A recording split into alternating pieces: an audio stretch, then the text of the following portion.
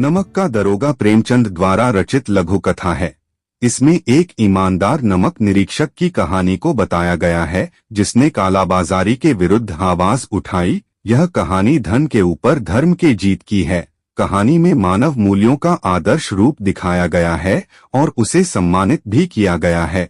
सत्यनिष्ठा, धर्मनिष्ठा और कर्मपरायणता को विश्व के दुर्लभ गुणों में बताया गया है। अंत में यह शिक्षा दी गई है कि एक बेईमान स्वामी भी एक ईमानदार कर्मचारी की तलाश रहती है। कहानी आजादी से पहले की है। नमक का नया विभाग बना। विभाग में ऊपरी कमाई बहुत ज्यादा थी, इसलिए सभी व्यक्ति इस विभाग में काम करने को उत्सुक थे। उस दौर में फारसी का बोलबाला था और उच्च ज्ञान के बजाय केवल फारसी की प्रेम की कथाएं और श्रृंगार रस के काव्य पढ़कर ही लोग उच्च पदों पर पहुंच जाते थे।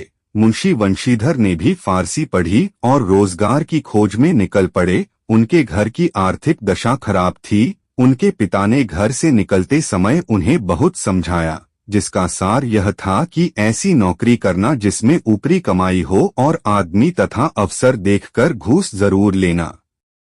वंशीधर पिता से आशीर्वाद लेकर नौकरी की तलाश में निकल जाते हैं। भाग्य से नमक विभाग के दारोग पद की नौकरी मिली जाती है, जिसमें वेतन अच्छा था, साथ ही ऊपरी कमाई भी ज्यादा थी। यह खबर जब पिता को पता चली तो वह बहुत खुश हुए। मुंशी वंशीधर ने 6 महीने में अपनी कार्यकुशलता और अच्छे आचरण से सभी अधिकारियों को मोहित कर लिया। जाड़े के समय एक रात वंशीधर अपने दफ्तर में सो रहे थे। उनके दफ्तर से 1 मील पहले जमुना नदी थी, जिस पर नावों का पुल बना हुआ था। गाड़ियों की आवाज और मल्लाहों की कोलाहल से उनकी नींद खुली। बंदूक जेब में रखा और घोड़े पर बैठकर पुल पर पहुंचे। वहां गाड़ियों की एक लंबी कतार पुल पार कर रही थी। उन्होंने पूछा, किसकी गाड़ियां हैं? तो पता चला पंडित अलोपीदीन की हैं। मुंशी वंशीधर चौंक पड़े। पंडित अलोपीदीन इलाके के सबसे प्रतिष्ठित जमींदार थे। लाखों रुपयों का व्यापार था। वंशीधर ने जब जांच किया तब पता चला कि गाड़ियों में नमक के ढेले के बोरे हैं। उन्होंने गाड़ियां रोक लीं। पंडित जी को यह बात पता चली तो वह अपने धन पर विश्वास किए वंशीधर के पास पहुंचे और उनसे गाड़ियों के रोकने के बारे में पूछा। पंडित जी ने वंशीधर को रिश्वत देकर गाड़ियों को छोड़ने को कहा, परंतु वंशीधर अपने कर्तव्य पर अडिग रहे और पंडित जी को गिरफ्तार करने का हुक्म दे दिया। पंडित जी आश्चर्यचकित रह गए। पंडित जी ने रिश्वत को बढ़ाया भी, परंतु वंशीधर नहीं माने और पंडित जी को गिरफ्तार कर लिया गया। अगले दिन यह खबर हर तरफ फैली गई। पंडित अलोपीदीन के हाथों में हथकड़ियां डालकर अदालत में लाया गया। हृदय में ग्लानि और क्षोभ और लज्जा से उनकी गर्दन झुकी हुई थी।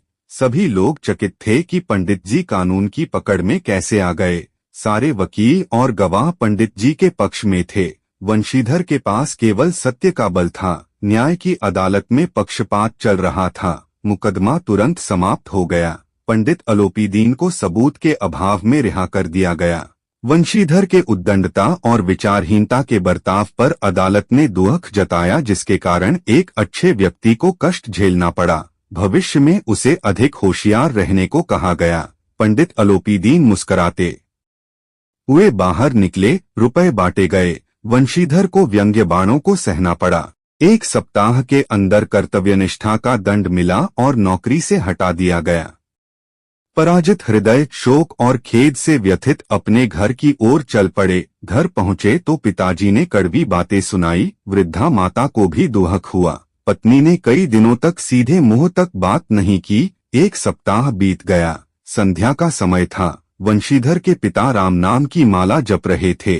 तभी वहां एक सजा हुआ एक रथ आकर रुका। पिता ने देखा पंडित अलोपीदीन हैं। झुककर उन्हें दंडवत किया और चापलूसी भरी बातें करने लगे।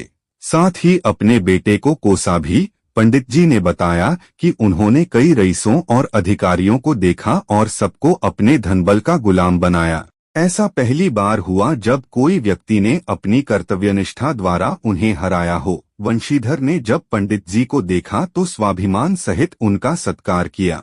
उन्हें लगा कि पंडित जी उन्हें लज्जित करने आए हैं, परंतु पंडित जी की बातें सुनकर उनके मन का मैल मिट गया और पंडित जी की बातों को उनकी उदारता बताया उन्होंने पंडित जी को कहा कि उनका जो हुक्म होगा वे करने को तैयार हैं। इस बात पर पंडित जी ने स्टाम्प लगा हुआ एक पत्र निकला और उसे प्रार्थना स्वीकार करने को बोला। वंशीधर ने जब कागज पढ़ा तो उसमें पंडित जी ने वंशीधर को अपनी सारी जायदाद का स्थायी मैनेजर नियुक्त किया था। कृतज्ञता से वंशीधर की आंखों में आंसू आ गए और उन्होंने कहा कि वे इस पद के योग्य नहीं हैं। इस पर पंडित जी ने मुस्कुराते हुए कहा कि उन्हें अयोग्य व्यक्ति ही चाहिए। वंशीधर ने कहा कि उनमें इतनी बुद्धि नहीं कि वह यह कार्य कर सकें। पंडित जी ने वंशीधर को कलम देते हुए कहा कि उन्हें विद्वान नहीं चाहिए बल्कि धर्मनिष्ठ व्यक्ति चाहिए। वंशीधर ने कांपते हुए मैनेजरी की कागज पर दस्तखत कर दिए। पंडित अलोपीदीन ने वंशीधर को खुशी से गले लगा लिया।